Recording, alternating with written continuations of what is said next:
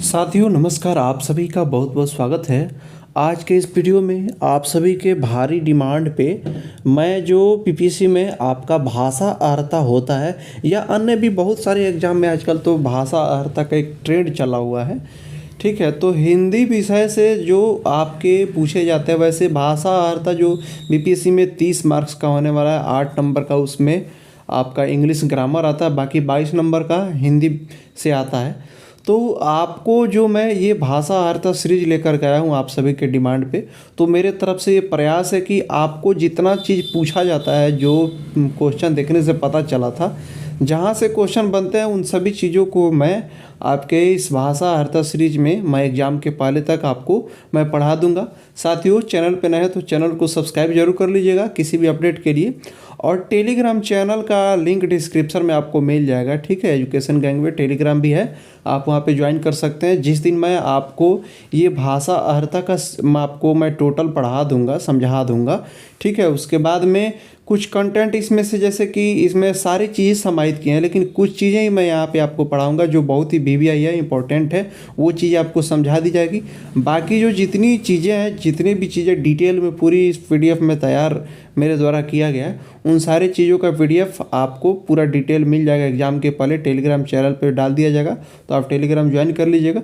बाकी कुछ जो इंपॉर्टेंट चीज़ है यहाँ पे हम लोग समझते हुए चलेंगे। तो चलिए हम लोग शुरू करते हैं वीडियो को। देखिए, सबसे पहले मैं आपको बता दूं, हिंदी भारत की राजभाषा है, इसकी लिपि देवनागरी है। ठीक है साथियों, बैकग्राउंड साउंड थोड़ा सा आ जाता है तो उसको आप इग्नोर करिएगा। चलिए, हिंदी भारत की राजभाषा है, यानी कि देखिए राष्ट्रभाषा लोग बोलते हैं, लेकिन अगर मतलब कि मुख्य रूप से कहा जाए तो जो हिंदी है ना, वह आपका राजभाषा है भारत की, प्रथम राजभाषा है, और द्वितीय भाषा में आपको अंग्रेजी का स्थान दिया गया है। लेकिन क्या है, कैसे हिंदी का पूरा चीज़ मैं आपको यहाँ पे समाहित करने का ढूंढ करके लाया हूँ आपके लिए। तो देखिए, हिंदी भारत की राजभाषा और इसकी लिपि क्या है, देवनागरी लिपि है।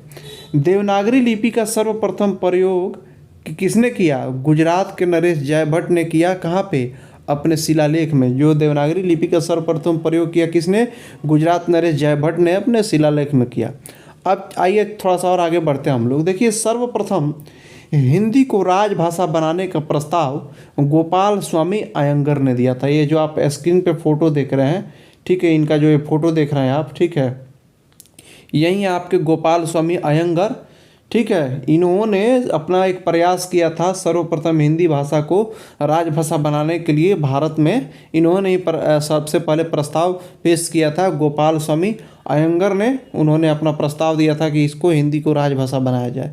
आइए थोड़ा सा और देख लेते हैं कैसे बनाया गया। आप गोपाल स्वामी अयंगर को देख सकते हैं। ठीक है, ये कैबिनेट में भी काम किए थे, भारतीय गवर्नमेंट के कैबिनेट में भी काम किए थे, और शायद ये मूल रूप से प्रोफेसर भी रहे हुए हैं। क्या है इनके बारे में विशेष मैं आपको बता दूंगा, हालांकि विशेष इनके बारे में मैं यही जानता हूं कि ये भारतीय कैबिनेट में भी थे। तो चलिए थोड़ा सा हम लोग देख लेते हैं भारत में इसका क्या कैसे हुआ। तो हिंदी भाषा जो अनुच्छेद यानी कि संविधान का जो आर्टिकल है, वहाँ पे 343 से 351 के मतलब बीच में रखा गया, और मतलब इसको जो समाहित किया गया अनुसूची 8 में, यानी कि अनुसूची 8 में और भाग 17 में हिंदी भाषा को राजभाषा माना गया है। उसमें भाग 17 में संविधान के अनुच्छेद 343 से 351 के बीच, और अनुसूची 8 में समाहित किया गया हिंदी को, इसको जगह दिया गया हिंदी को। मतलब अगला है, हिंदी भाषा को राजभाषा के रूप में 14 सितंबर 1949 को स्वीकार किया गया, और इस 14 सितंबर को हम लोग क्या करते हैं, 14 सितंबर को भारतीय हिंदी दिवस के रूप में मनाते हैं हम लोग। ठीक है, इसी 14 सितंबर को मैं आपको एक चीज़ क्लियर कर दूंगा कि 10 जनवरी को विश्व हिंदी दिवस क्यों मनाते हैं और 14 सितंबर को भारतीय हिंदी दिवस क्यों मनाते हैं। चूँकि हिंदी भाषा को राजभाषा के रूप में 14 सितंबर 1949 को स्वीकार किया गया। ठीक है, इसलिए 14 सितंबर को हम लोग भारतीय हिंदी दिवस के रूप में मनाते हैं। क्वेश्चन आ सकता है कि भारतीय हिंदी दिवस कब है, तो आप लोग 14 सितंबर डालिएगा। ठीक है, अब देखिए 10 जनवरी 1975 को पहला विश्व हिंदी सम्मेलन नागपुर में हुआ। इस 10 जनवरी को हम विश्व हिंदी दिवस के रूप में 2006 से मनाते हैं। ये आपके मनमोहन सिंह, डॉक्टर मनमोहन सिंह के समय में ये डिसाइड किया गया। चूँकि 10 जनवरी 1975 को पहला विश्व हिंदी सम्मेलन हुआ था नागपुर में, विश्व हिंदी सम्मेलन 1975 में कहाँ हुआ था? आपके अपने भारत में नागपुर में हुआ था विश्व हिंदी सम्मेलन, ठीक है। और 10 जनवरी को हुआ था, इसलिए उस 10 जनवरी को हम लोग विश्व हिंदी दिवस के रूप में मनाने का मतलब कि निर्णय किए 2006 से मनमोहन सिंह की सरकार में। तो विश्व हिंदी दिवस 10 जनवरी को 2006 से मनाने का ये प्रण लिया गया। क्यों? क्योंकि 10 जनवरी 1975 को पहला विश्व हिंदी सम्मेलन हुआ था, लेकिन 14 सितंबर को हिंदी भाषा को राजभाषा के रूप में स्वीकार किया गया था, इसलिए भारतीय हिंदी दिवस उस दिन मनाते हैं। तो ये चीज़ हम लोग समझ लिए। अब देखिए, राजभाषा आयोग का एक गठन भी हुआ था, ठीक है। कैसे हुआ था? ये बीजी खेर देख रहे हैं आप। संविधान के अनुच्छेद 344(1) में प्रदत्त शक्तियों का प्रयोग करते हुए 7 जून 1955 में बीजी खेर की अध्यक्षता में निम्नलिखित विषय की सिफारिश के लिए इस आयोग का गठन हुआ। ये जो बीजी खेर है, ठीक है, इन्होंने क्या किया था? संविधान के अनुच्छेद 344(1) में जो भी शक्तियाँ था, मतलब कि जो आर्टिकल में समाहित किया गया था, आपको 14 सितंबर कब? यहाँ पे आपको 1949 में उन्हीं शक्तियों का मतलब कि प्रयोग करते हुए 7 जून 1955 में बीजी खेर की अध्यक्षता में उस मतलब निम्नलिखित विषय पे सिफारिश के साथ आयोग का गठन हुआ था। 14 सितंबर 1949 को जब इसका समाहित कर दिया गया था, उसके बाद में, ठीक है। तो क्या प्रदत्त शक्तियों का प्रयोग करते हुए 7 जून 1955 में बीजी खेर की अध्यक्षता में इस विषय पे सिफारिश हुई और आयोग की गठन हुई, ठीक है। उसके बाद में अब आइए समझते हैं, हम लोग इतना समझ लिए कि कैसे क्या हुआ। अब हिंदी भाषा का जो विकास हुआ, हम लोग उसको देख लेते हैं। देखिए, जो हम लोग लिपि कह सकते हैं, तो किस भाषा से आप मतलब कि कैसे इसका विकास हुआ, तो सबसे पहले इसका जो विकास हुआ संस्कृत से निकला। उसके बाद में ये भाषा है, नहीं सुनते हम लोग प्राकृतिक भाषा, संस्कृत भाषा, तो कैसे हिंदी भाषा तक इसका विकास हुआ, क्योंकि सब भाषा की आपको जननी संस्कृत ही मानी जाती है। तो संस्कृत से आपका पाली निकला था, ठीक है। पाली से प्राकृत, और प्राकृत से अपभ्रंश, उसके बाद में अवहट, और उसके बाद में इतना प्रोसेस होने के बाद में हिंदी हम लोग का आया था। तो चलिए अब हम लोग वर्णमाला समझते हैं। वर्णमाला का परिभाषा क्या है? वर्णों का समूह वर्णमाला कहलाता है। इसमें स्वर के 11, व्यंजन के 33, अयोगवाह के 2 और उक्षिप्त व्यंजन के 2 वर्णों का समावेश रहता है। लेकिन मुख्य रूप से हम लोग स्वर कितने होते हैं, व्यंजन कितने होते हैं, ये चीज़ हम लोग आगे पढ़ेंगे। तो आइए हम लोग देखते हैं क्या बोल रहा है। वर्णों का समूह वर्णमाला कहलाता है। यहाँ पे एक चीज़ क्लियर हो गया है कि किस चीज़ का समूह, वर्णमाला कैसे बनता है? वर्णों का समूह। जब वर्णों का समूह, जैसे मान लीजिए ये वर्ण हो गया, ठीक है, जब इसका समूह हो रहा है तब ये माला बन रहा है। इतना आप मतलब कि समझने के लिए परिभाषा से, तो वर्णों का समूह वर्णमाला कहलाता है। इसमें कैसे क्या होता है? देखिए, होता तो है कुल 48, लेकिन ये पूछ सकता है कि स्वर के कितने संख्या है, तो अ आ ई, ये छोटी बड़ी, छोटी उ बड़ी उ, री ए ऐ ओ औ, ठीक है, यही माने जाते हैं। अंग अ अयोगवाह में माने जाते हैं। लेकिन स्वर के 11 कैसे होते हैं? चूँकि अंग अ ये छोड़ दिया जाता है। टोटल तो 13 होता है इसमें, लेकिन स्वर की संख्या कितनी मानी जाती है? केवल 11 मानी जाती है। क्यों? क्योंकि 2 अयोगवाह है, अंग अ। अंग हम लोग नहीं लेते हैं, तो अ से लेकर औ तक हम लोग स्वर मानते हैं। 11 इनकी संख्या होती है, ठीक है। और व्यंजन की कितनी संख्या होती है? क से लेकर के आपका ह तक, इनकी 33 संख्या है। और इसमें आपका देखिए उक्षिप्त व्यंजन में ड और ढ, ये इसका यानी आधा ड आधा ढ एक स्वरूप है, इसका भी संख्या 2 माना गया है। इन सबको मिला करके 48 है। लेकिन हम लोग को बस इतना ध्यान रखना है, कोई पूछे कि व्यंजन की संख्या कितनी है, तो आप 33 लगाएंगे। एग्जाम में क्वेश्चन आ जाएगा कि व्यंजन की संख्या कितनी है, तो आप 33 लगाएंगे, और स्वर की संख्या कितनी है, तो आप 11 लगाएंगे। तो यहाँ पे जो स्वरूप है हम लोग देख लिए, स्वर का क्या स्वरूप है और व्यंजन का क्या है, ठीक है। चलिए अगला क्वेश्चन हम लोग देख लेते हैं। वर्ण के निम्नलिखित 2 भेद हैं। वर्ण ये जो हम लोग देखे हैं, ये सभी वर्ण हैं, लेकिन इनका कैसे क्या है, भेद के आधार पे कैसे क्या है, ये चीज़ हम लोग समझ लेते हैं।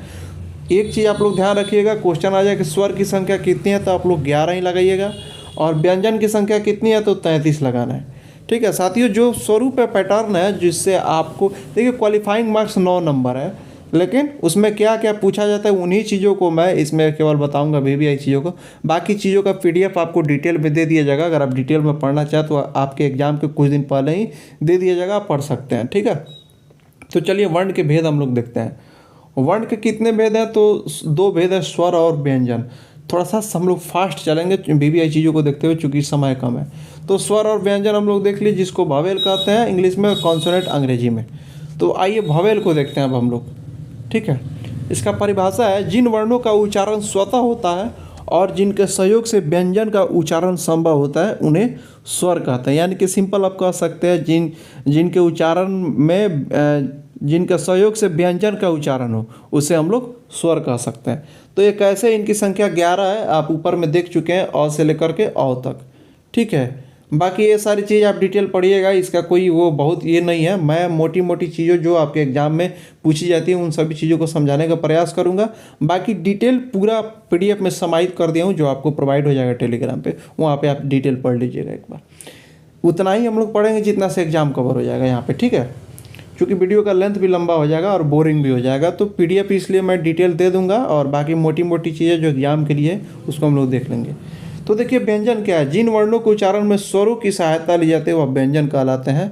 ठीक है, इनके संख्या 33 है, जैसे क से लेकर ह तक। मैं आपको समझा देता हूँ कि जिन वर्णों के उच्चारण में स्वर की सहायता ली जाए उसे व्यंजन कहते हैं। जैसे कि मान लीजिए आपको क ये बोलते हैं हम लोग, क ये व्यंजन है, लेकिन इनमें स्वर की सहायता कैसे ली जाती है, अगर हम लोग इसको तोड़ेंगे तो ये ऐसे स्वरूप हो जाता है। तो आप देखिए, इसमें अ हम लोग का क्या था, स्वर था ना, इसमें इसका सहायता ले रहा है कि नहीं, क और अ का संयोग, जब संयोग हो रहा है तब ना हम लोग का पूर्ण रूप से व्यंजन बन रहा है। तो इसलिए ये कह रहा है कि जिन वर्णों के उच्चारण में स्वरों की सहायता ली जाए वह व्यंजन कहलाते हैं। हिंदी में 33 व्यंजन है, जैसे क से लेकर के ह तक।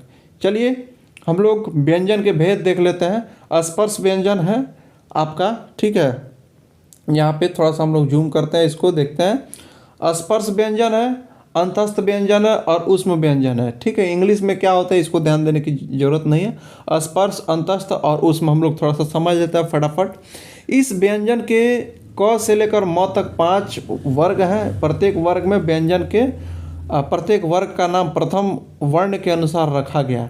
देखिए, इसमें हम लोग समझेंगे कि स्पर्श व्यंजन के में क वर्ग से लेकर के आपके प वर्ग तक रखे गए हैं। क से लेकर के प वर्ग तक रखे गए ये स्पर्श व्यंजन में।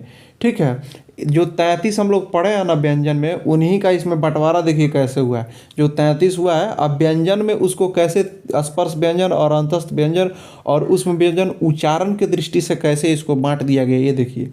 तो इस व्यंजन में यानी कि स्पर्श व्यंजन में आपको क वर्ग से लेकर के प वर्ग तक रखे गए हैं। क ख ग से लेकर अंगा तक, च छ ज से ञ तक, ट ठ ड से ण तक, त थ द से न तक, प फ ब से म तक। स्पर्श व्यंजन में कितने वर्ण की संख्या है, तो 25 है। और कुल की अगर बात आ जाए तो 33 है। उन्हीं 33 में से स्पर्श व्यंजन में 25 रखे गए हैं, क से प तक। अब देखिए, अंतस्थ व्यंजन ये 4 है, य र ल व। आ सकता है इनमें से अंतस्थ व्यंजन कौन सा है, तो ये ध्यान रखिएगा। स्पर्श में आपका क से लेकर के प वर्ग तक है, और अंतस्थ व्यंजन केवल 4 है। अगर क्वेश्चन में रहे इनमें से अंतस्थ व्यंजन कौन है, तो य र ल व, इसमें से कोई, अगर चारों में से कोई रहेगा, चूंकि 4 ही है तो हम लोग इसमें लगा देंगे, इनकी संख्या 4 है। ठीक है, और उसमें व्यंजन कैसे है, ये भी 4 है। ठीक है, ये आपका तालाबे सा, मूर्धन सा, दंत सा, हा, ये 4 है। आप एक चीज़ देखिएगा, उसमें व्यंजन यहाँ पे आप सा मुंह से बोलिए और मुंह के पास हाथ लेके जाइए। यहाँ पे देखिए, आपको अंदर से गर्म वायु की तरह, गर्म हवा की तरह निकलेगा। इसको इसलिए भी उसमें व्यंजन कहा गया। उच्चारण से ही स्पष्ट हो गया, विद्वानों ने ऐसा ही स्पष्ट किया था। तो हम लोग ये चीज़ समझ लिए कि स्पर्श व्यंजन की संख्या क वर्ग से लेकर के प वर्ग तक 25 है। अंतस्थ व्यंजन य र ल व 4 गो है, और उष्म व्यंजन ये भी 4 है, तालाबे सा, मूर्धन सा, दंत सा, हा। ठीक है, तो क्वेश्चन ये सकता है निम्नलिखित में से उष्म व्यंजन कौन है, तो तालाबे सा, मूर्धन सा, दंत सा, यानी कि तीनों स और हा। ठीक है, उच्छिप्त में, ये उच्छिप्त व्यंजन में रखा गया है इसको, ये 2 है, अंगा और ढ को रखा गया है। ठीक है, वैसे मेन रूप से यहाँ पे आपको अंगा को और ढ को भी इसमें भी समाहित किया गया है। ठीक है, लेकिन ये उसमें इसको भी रखा है, आप देख सकते हैं यहाँ पे थोड़ा सा, ये लिखने का स्वरूप दूसरा है, ढ के नीचे ये लगा हुआ है। ठीक है, तो उच्चारण के दृष्टि से इन सभी का बंटवारा हुआ है। ठीक है, तो 25, 4, 29, 1, 33, ये मूल रूप से तो ये यहीं पे हम लोग का 33 पूरा हो जा रहा है। लेकिन ये एक तरह से जैसे कि एग्जामिनर पूछ देता है कि अब देखिए व्याकरण में बहुत डिटेलिंग चीज़ होती है, तो वहाँ पे ये भी पूछ सकता है कि उसके अंदर उच्छिप्त किसे कहते हैं। तो यहाँ पे इसलिए इस चीज़ को समझा दिया गया कि आप ये ध्यान रखेंगे कि अंग और ढ का एक स्वरूप है जिसको उच्छिप्त में रखा गया। वैसे पूछता नहीं है, बस ये ध्यान रखिएगा, लेकिन मूल रूप से हम लोग को ध्यान रखना है कि उसमें व्यंजन 4 है, तीनों स और ह, और अंतस्थ व्यंजन यर लव 4 गो है, और क वर्ग से प वर्ग तक हम लोग का स्पर्श व्यंजन है। चलिए अब हम लोग अगला पॉइंट देख लेते हैं। देखिए अब एक बहुत ही वीवीआई टॉपिक है जो यहाँ पे अक्सर पूछ लिया जाता है। उच्चारण समय के अनुसार व्यंजन के भेद है। देखिए उच्चारण के अनुसार व्यंजन के 2 भेद हैं। उच्चारण की दृष्टि से व्यंजन के कितने भेद है? तो 2 भेद है, अल्प प्राण और महाप्राण। देखिए अल्प प्राण क्या होता है? अल्प प्राण में जिन व्यंजन के उच्चारण में कम समय लगे और कम प्रयत्न करना पड़े वे अल्प प्राण कहलाते हैं। आप एक चीज़ यहाँ पे देख लीजिए कि प्रत्येक क वर्ग से लेकर के प वर्ग तक जो हम लोग स्पर्श व्यंजन में रखे हैं, उच्चारण की दृष्टि से अल्प प्राण में उसका क्या होता है? क वर्ग से प वर्ग तक का पहला अक्षर, तीसरा अक्षर और पांचवा अक्षर, यानी कि 1 3 5 हम लोग का केवल अल्प प्राण होता है। जैसे क वर्ग में देखिए पहला अक्षर हो गया क, ख ग, यानी कि 3 नंबर पे आपका ग होता है और अंतिम 5 नंबर पे अंगा होता है। तो 1 3 5 यानी कि 1 3 5 वाला जो संख्या है वही अल्प प्राण में आता है। तो अल्प प्राण क्या हो गया? क वर्ग, ग वर्ग, क ग और अंगा। ठीक है, उसी तरह से च छ ज में हम लोग का च ज इया है, उसी तरह से प तक है। ठीक है, तो ये चीज़ ध्यान रखिएगा। हाँ, प में ये चीज़ प ब म हम लोग देख लिए, यर ल व ये चारों हम लोग अल्प प्राण के प्रयोग में रखते हैं। ठीक है, यहाँ पे आप एक चीज़ देख रहे होंगे, ये चीज़ मैं आगे समझाऊंगा। क के प्रत्येक क के नीचे आप देखिए यहाँ पे एक हलंत लगा हुआ है, यानी कि क्या? क का आधा क हो जाता है जब हलंत लगता है, तो उच्चारण की दृष्टि से। ठीक है, बस इतना ध्यान रखिएगा। अल्प प्राण क्या है कि 1 3 5 वाला है। आगे कैसे क्या है? और प वर्ग में प ब म तो 1 3 5 के अनुसार रखा गया, लेकिन अल्प प्राण में यर लव को भी रखा गया है। कौन सा? जो हम लोग का ये वाला व्यंजन था, आपका क्या था? ये अंतस्थ व्यंजन। ठीक है, तो चलिए अगला क्वेश्चन हम लोग देख लेते हैं। हाँ, महाप्राण जिन व्यंजन के उच्चारण में अधिक समय लगे और अधिक प्रयत्न करना पड़े उसे महाप्राण कहते हैं। जैसे कि प्रत्येक वर्ग का 1 3 5 तो हम लोग का आपका अल्प प्राण में आ गया, बचा क्या? 2 और 4, 2 और 4, तो उसको महाप्राण में रखा गया। जैसे ख घ छ झ, ठीक है, इस तरह से इसको रखा गया। बाकी आप पीडीएफ में पढ़ लीजिएगा, इसका कोई बहुत ये नहीं है उच्चारण की दृष्टि से क्या आता है। हालांकि एक यहाँ पे आपको मैं इसमें एक तालिका भी समाहित कर दिया हूँ, उतना डिटेल आपको पढ़ने का ज़रूरत नहीं है कि कंठ से किस किस का उच्चारण होता है। इसको आप बोल करके खुद से भी अपने विवेक से भी देख सकते हैं। एग्जाम में हम लोग को पूरा अभी रिवाइज करते हुए चलना है। बाकी डिटेल आपको पीडीएफ मैं प्रोवाइड कर दूंगा टेलीग्राम ग्रुप में, वहाँ पर आप पढ़ लीजिएगा। मोटी मोटी चीज़ें जो एग्जाम के लिए उसको मैं समझाते हुए आगे बढ़ रहा हूँ। अब देखिए उच्चारण के समय स्वर तंत्रियों में कंपन के आधार पर भेद। कंपन के आधार पर भेद हैं 2। क्या क्या? सघोष और अघोष और सघोष। अघोष क्या है?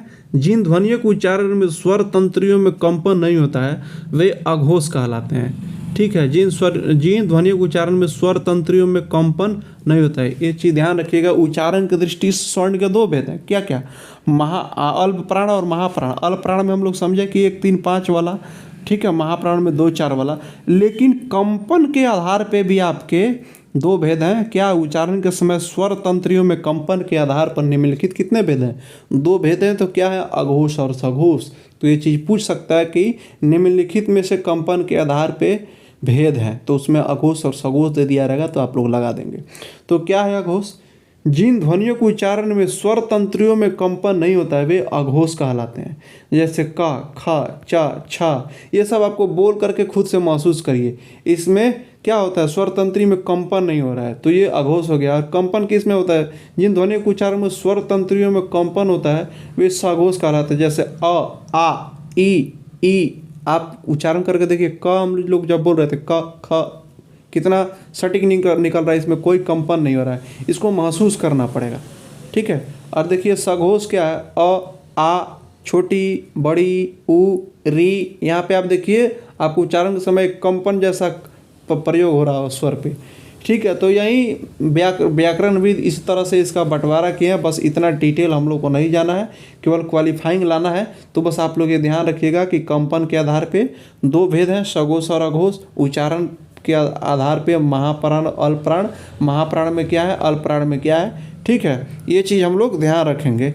ठीक है, इधर क्या हम लोग देख लेते हैं, ये सब नहीं करना है आप लोग को, यहाँ से क्वेश्चन बनेगा भी नहीं। हाँ, स्वराघात और बालाघात जिसको एसेंट और एस्ट्रेस बोलते हैं, उसको हम लोग एक बार थोड़ा सा पढ़ लेते हैं। ठीक है, बाकी सारी चीज़ें आपको मैं प्रोवाइड करूँगा ही। तो स्वराघात और बालाघात का संबंध वर्णों, शब्दों अथवा वाक्य उच्चारण से है।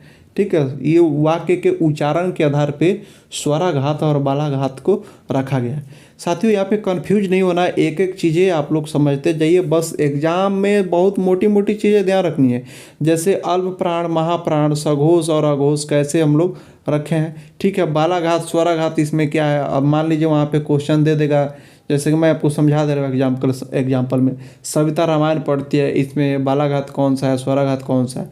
तो यहाँ से क्वेश्चन बनते हैं। हालांकि आपको पीडीएफ में तो पूरा डिटेल मैं दे रहा हूँ बना करके, लेकिन जहाँ से क्वेश्चन बनता है वहाँ पे हम लोग कम समय में हम लोग इसको समझते हुए देख रहे हैं। तो स्वराघात और बालाघात का संबंध वर्णों, शब्द अथवा वाक्य के उच्चारण से है। वस्तुतः ये दोनों ही अर्थ में परिवर्तन करते हैं। स्वराघात अर्थ परिवर्तन में मदद करता है और यह वाक्य मूलक है। यहाँ पे हम लोग क्या देखें, यह वाक्य मूलक है। आगे पढ़ते हैं। बालाघात शब्द मूलक है। ठीक है, स्वराघात वाक्य मूलक है, बालाघात शब्द मूलक है। जिस शब्द पर बल दिया जाए वह विशेषण शब्द के समान दूसरों का निवारण करता है। इस प्रकार बालाघात भी अर्थ परिवर्तन में मदद करता है। जैसे देखिए, सविता रामायण पढ़ती है। ठीक है, उपयुक्त वाक्य में जब हम सविता शब्द पर बल देते हैं तो अर्थ हो जाता है कि सविता ही रामायण पढ़ती है और कोई नहीं, यानी कि कौन पढ़ रहा है, केवल सविता ही रामायण पढ़ रही है, दूसरा कोई नहीं। इस प्रकार रामायण शब्द पर बल दिया जाता है तो अर्थ होता है कि कभी सविता ही रामायण पढ़ रही है और कुछ नहीं, यानी कि रामायण ही पढ़ रही है, दूसरा कुछ नहीं।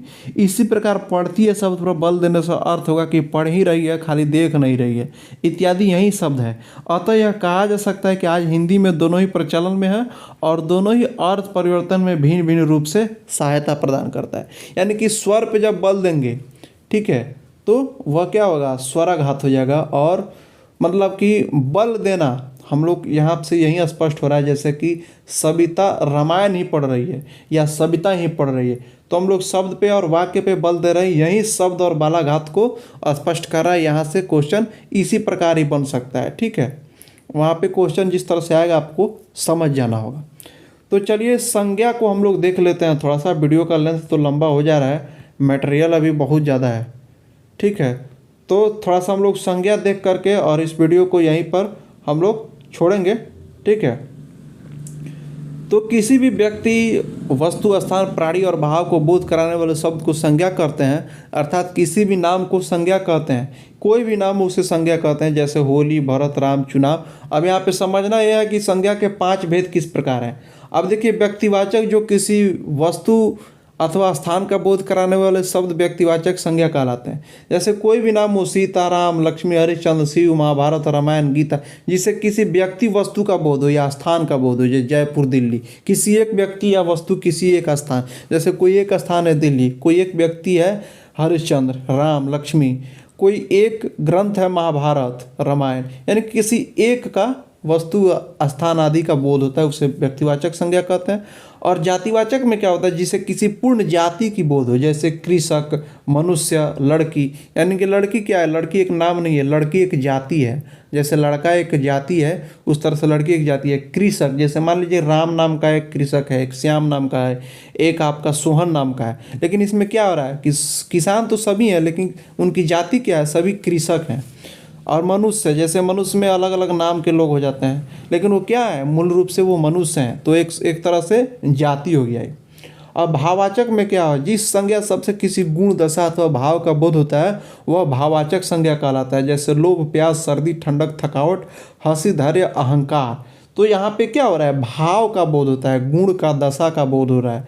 आप लोग परिभाषा समझ रहे हैं। लोभ क्या है, एक तरह का भाव है, तो ये भाववाचक हो गया। प्यास क्या हुआ है, वो गुण, मतलब एक दशा यहाँ पे दे रहा है। ठीक है, सर्दी क्या, एक दशा दिखा रहा है। थकावट क्या है, एक मतलब कि यहाँ पे क्या दे रहा है, ये यहाँ पे भी एक दशा दे रहा है कि यहाँ पे एक थकावट की भाव आ गई है, ठीक है। और यहाँ पे धैर्य है, वो बहुत धैर्यवान है, अहंकार उसके अंदर है। ये सब क्या है, गुण आप इसको कह सकते हैं एक तरह से, उसके अंदर एक चीज़ है, ठीक है। जिस सबसे संज्ञा गुण दशा अथवा भाव का बोध होता है उसे भाववाचक संज्ञा कहते हैं, हम लोग समझ लिए। समूहवाचक जिसे किसी समूह का बोध होता है, जैसे कक्षा, पुस्तकालय, पुलिस। अब पुलिस का मतलब हो गया कि पुलिस में कितना हजारों की संख्या में लोग हैं पुलिस बल में, कक्षा में कितना कई सौ बच्चे बैठे हुए हैं, पुस्तकालय में कितना लोग बैठे हुए हैं। यहाँ पे एक टोटल समूह का बोध हो रहा है। अद्रव्यवाचक संज्ञा क्या होता है, जिस संज्ञा सबसे किसी द्रव्य अथवा पदार्थ अथवा धातु का बोध होता है वह द्रव्यवाचक संज्ञा कहलाता है, जैसे तेल, सोना, चावल। यहाँ पे क्या है, एक मतलब कि पूरा, जैसे कि आप देखिए तेल, सोना, चावल, इसको हम लोग क्या कह सकते हैं, इसको नाप तोल सकते हैं। एक द्रव्य का, पदार्थ का, धातु का बोध हो रहा है। सोना एक धातु हो गया, तेल आपका द्रव्य हो गया, चावल आपका क्या हो गया, पदार्थ हो गया। यहाँ पे इसको हम लोग नाप तोल सकते हैं, तो ये द्रव्यवाचक होगा। हालांकि ये सब चीज़ आप लोग पढ़ चुके हैं। एक बार एग्जाम के दृष्टिकोण से मैं ये प्रयास कर रहा हूँ कि रिवाइज करा दूँ। पूरा डिटेल के लिए मैं PDF दे दूंगा, ठीक है। तो साथियों चलिए मिलते हैं हम लोग नेक्स्ट वीडियो में। हाँ, मैं नेक्स्ट वीडियो तब बनाऊंगा जब आपको ये अच्छा लगेगा। तो आप कमेंट करके बताइएगा कि आपके लिए फ़ायदेमंद है। अगर आपके लिए फ़ायदेमंद होगा तो ही मैं वीडियो बनाऊंगा, अन्यथा फिजूल का मेहनत क्या करना आपको।